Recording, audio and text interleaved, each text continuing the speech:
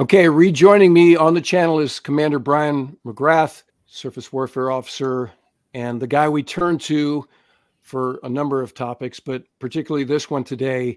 Where is the Littoral Combat Ship, LCS, in this whole thing? Didn't we buy this ship to do exactly what this circumstance demands?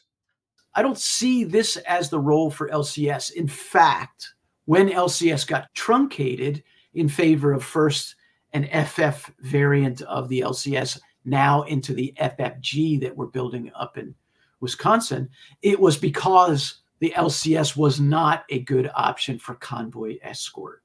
So how does the program net out, right? This was Admiral Sabrowski's street fighter idea that Admiral Clark, pushed across the finish line when he was CNO, that is a lesson in procurement run amok, you could say, in terms of two primes, two classes of ships. Why didn't we make a decision between the trimaran or the monohull in the first place?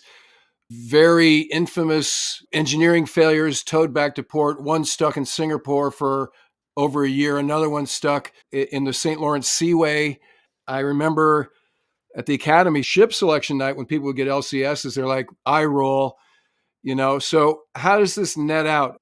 This has been a ship that you build it and the mission will come, right? The original thing was this modular.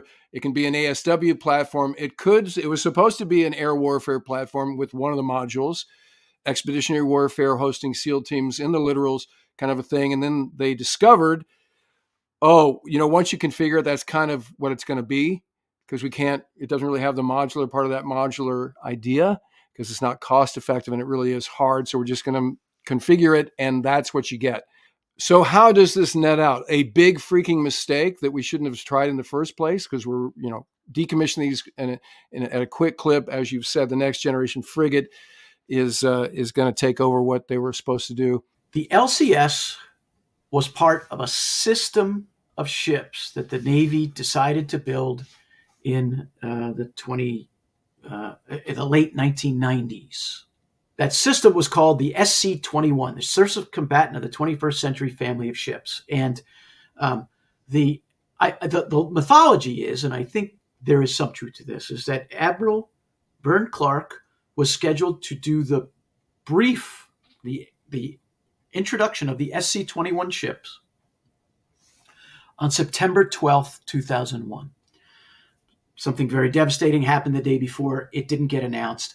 They did announce it several months later, I think in November in 21. But you had this small surface combatant, which was the LCS. You had this land attack destroyer, which was the DD-21. And you had this up-armed cruiser, CGX. That group of ships was designed as a fighting system. And that was a problem, because in order to bring the system forward in its coherent state, you'd have to be able to build all three ships. The problem is that we won the Cold War. We turned to the global war on terror. The Navy dealt away 20% of its force structure throughout the war on terror. The CGX just got canceled because it was unaffordable. Like to have some of them right now. DD-21 became the DG1000 that we have today. It went from something like 30 ships to 19 ships to 7 ships to 3 ships. All we got out of that system was LCS. Again, McGrath, much younger McGrath, walking through the Pentagon one day with the then director of surface warfare, and he tells me that he just left a meeting in which they were excited about having decided not to make a decision on the two variants, and that they were going to build them both, and how good that was for the industrial base. And I remember saying to him as we were walking, I was like, sir, it's two supply chains. It's two training tracks. It didn't immediately strike me as a wise decision. But that's what happens. Decisions get made.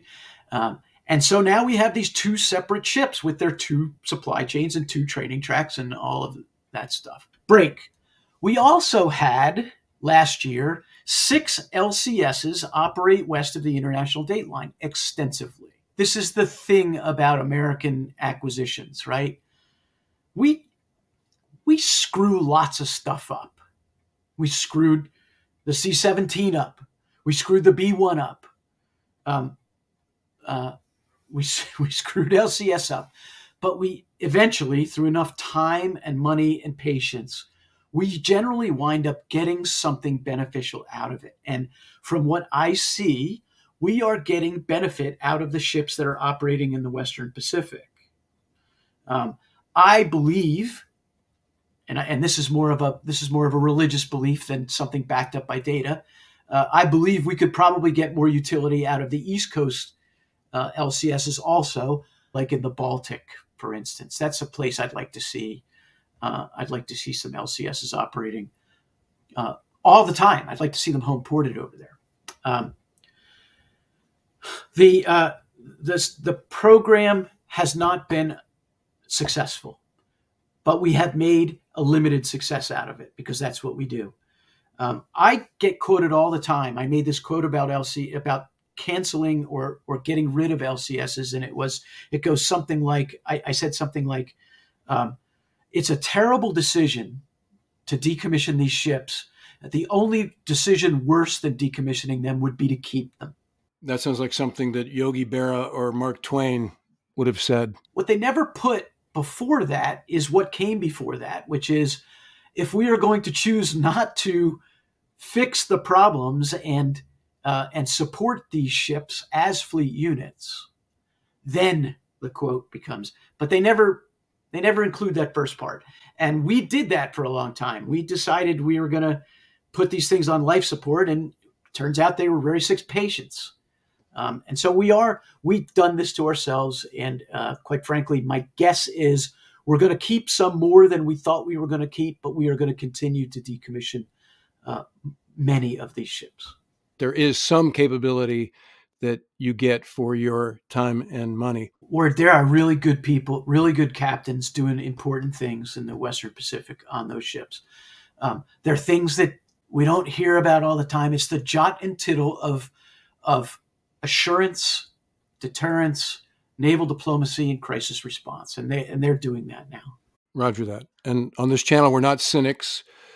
We're calling balls and strikes. We're not carrying DOD's water. But because we spent our life doing this job, we're biased to what you just said in terms of giving the benefit of the doubt to those who have their hand on the helm currently. So, Commander Bryan McGrath, thank you once again for joining us. Remind everybody that Bryan runs an awesome Substack that you need to subscribe to called The Conservative Wahoo, because as we said last time, he's a UVA guy, as you can tell by his zip up there, joining us from his estate on the Eastern Shore. Bryan, thank you for being on the channel. Really a pleasure. Thank you, Ward. All right, that'll do it for this episode. If you're not already a subscriber, become one so you don't miss anything going forward.